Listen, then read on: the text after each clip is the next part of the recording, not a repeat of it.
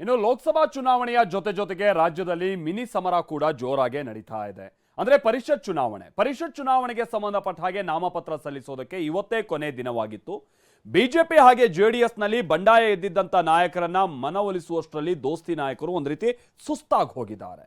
ಒಂದು ಹಂತದಲ್ಲಿ ತಳ್ಳಾಟ ನೂಕಾಟ ಕೂಡ ಇವತ್ತು ಸಂಭವಿಸಿದೆ.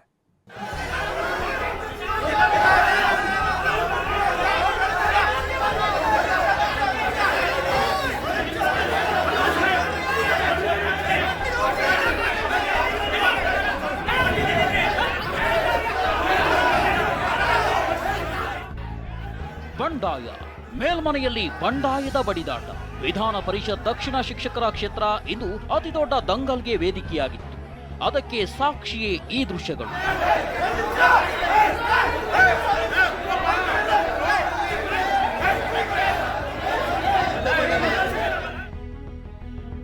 ದೋಸ್ತಿ ನಾಯಕರಿಗೆ ಬಿಸಿ ತುಪ್ಪವಾದ ಮೇಲ್ಮನೆ ಬಂಡಾಯ. ಬಂಡಾಯ ಅಭ್ಯರ್ಥಿ ಮನವೊಲಿಸುವಲ್ಲಿ ನಾಯಕರು ಸುಸ್ತು. ತಳ್ಳಾಟ, ನೂಕಾಟ, ಹಗ್ಗ ಜಗ್ಗಾಟ. ಮೈಸೂರಿನಲ್ಲಿಂದು ನಡೆದ ಮನವೊಲಿಕೆ ಸಭೆ ಅಕ್ಷರಶಃ ರಣರಂಗವಾಗಿತ್ತು. ಪರಿಷತ್ ಚುನಾವಣೆ ನಾಮಪತ್ರ ಸಲ್ಲಿಸಲು ಇಂದೇ ಕೊನೆ ದಿನವಾಗಿದ್ರಿಂದ ದೋಸ್ತಿ ನಾಯಕರೆಲ್ಲ ಮೈಸೂರಿಗೆ ಎಂಟ್ರಿ ಕೊಟ್ಟಿದ್ರು. ಬಿಜೆಪಿಗೆ ನಿಂಗರಾಜೇಗೌಡ, ಜೆಡಿಎಸ್ಗೆ ಕೆಟಿ ಶ್ರೀಕಂಠೇಗೌಡ ಬಿಸಿ ತುಪ್ಪವಾಗಿದ್ರು. ಹೀಗಾಗಿ ಇವರಿಬ್ಬರ ಮನವೊಲಿಸಲು ನಾಯಕರು ಸಭೆ ಕರೆದಿದ್ರು.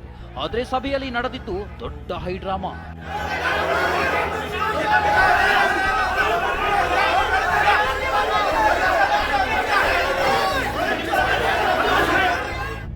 ಮೈಸೂರಿನಲ್ಲಿ ನಡೆದ ಸಭೆಯಲ್ಲಿ ಮೈತ್ರಿ ನಾಯಕರು ಒಗ್ಗಟ್ಟು ಪ್ರದರ್ಶಿಸಿದ್ರು.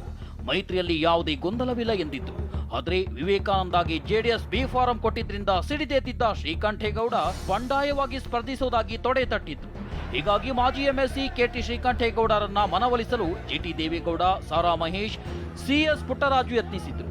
ಆದರೆ ಮನವೊಲಿಕೆಗೆ ಶ್ರೀಕಂಠೇಗೌಡ ಬೆಂಬಲಿಗರು ವಿರೋಧ ವ್ಯಕ್ತಪಡಿಸಿದಾಗ ತಳ್ಳಾಟ ನೂಕಾಟವೇ ನಡೆಯಿತು.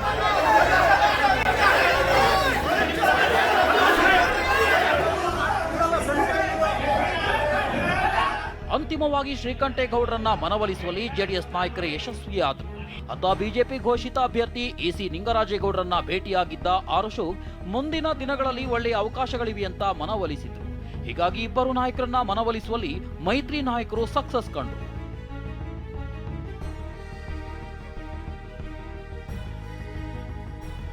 ದಕ್ಷಿಣ ಶಿಕ್ಷಕರ ಕ್ಷೇತ್ರ ಶಮನ, ಅತ್ತ ರಘುಪತಿ ಭಟ್ ಕದನ.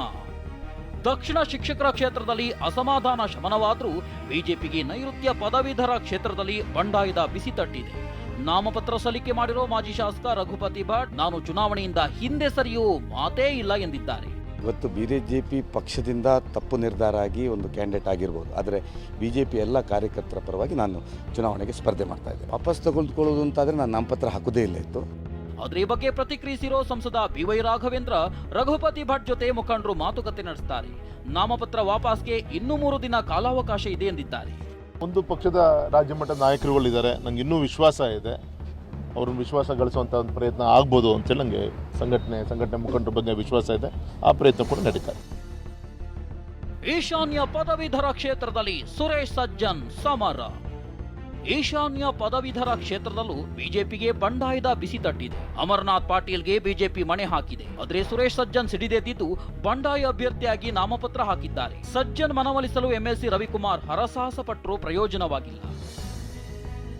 ಬೆಂಗಳೂರು ಪದವೀಧರ ಕ್ಷೇತ್ರದಲ್ಲಿ ಮತದಾರರಿಗೆ ಆಮಿಷ ಆರೋಪ. ವಿಧಾನ ಪರಿಷತ್ ಚುನಾವಣೆಯಲ್ಲಿ ಮತದಾರರಿಗೆ ಆಮಿಷವೊಡ್ಡಿದ ಆರೋಪ ಎದುರಾಗಿದೆ. ಬೆಂಗಳೂರು ಪದವೀಧರ ಕ್ಷೇತ್ರದ ಕಾಂಗ್ರೆಸ್ ಅಭ್ಯರ್ಥಿ ರಾಮೋಜಿಗೌಡ ವಿರುದ್ಧ ಆರೋಪ ವ್ಯಕ್ತವಾಗಿದ್ದು, ರಾಮೋಜಿಗೌಡ ವಿರುದ್ಧ ಬಿಜೆಪಿ ಚುನಾವಣಾ ಆಯೋಗಕ್ಕೆ ದೂರು ನೀಡಿದೆ. ಇದೇ ವೇಳೆ ಕಾಂಗ್ರೆಸ್ ಅಭ್ಯರ್ಥಿ ರಾಮೋಜಿಗೌಡ ಅವರಿಗೆ ಸೇರಿದೆ ಎನ್ನಲಾದ ಕೊರಿಯರ್ ಬಾಕ್ಸ್ಗಳನ್ನು ಚುನಾವಣಾಧಿಕಾರಿಗಳು ದಾಳಿ ಮಾಡಿ ವಶಪಡಿಸಿಕೊಂಡಿದ್ದಾರೆ. ಒಟ್ಟಾರೆ ವಿದ್ಯಾವಂತರ ಚುನಾವಣೆ ಎನಿಸಿಕೊಂಡಿರುವ ಪದವೀಧರರ ಕ್ಷೇತ್ರದ ಮತದಾರರಿಗೂ ಆಮಿಷ ಒಡ್ಡಿರುವುದು ಚುನಾವಣಾ ವ್ಯವಸ್ಥೆಗೆ ಕಳಂಕ ಅಂಟಿದಂತಾಗಿದೆ. ರಾಮ್ ದಿಲೀಪ್ ಜೊತೆ ಕಿರಣ್ ಹನಿಯಡ್ಕ, ಟಿವಿ9 ಬೆಂಗಳೂರು.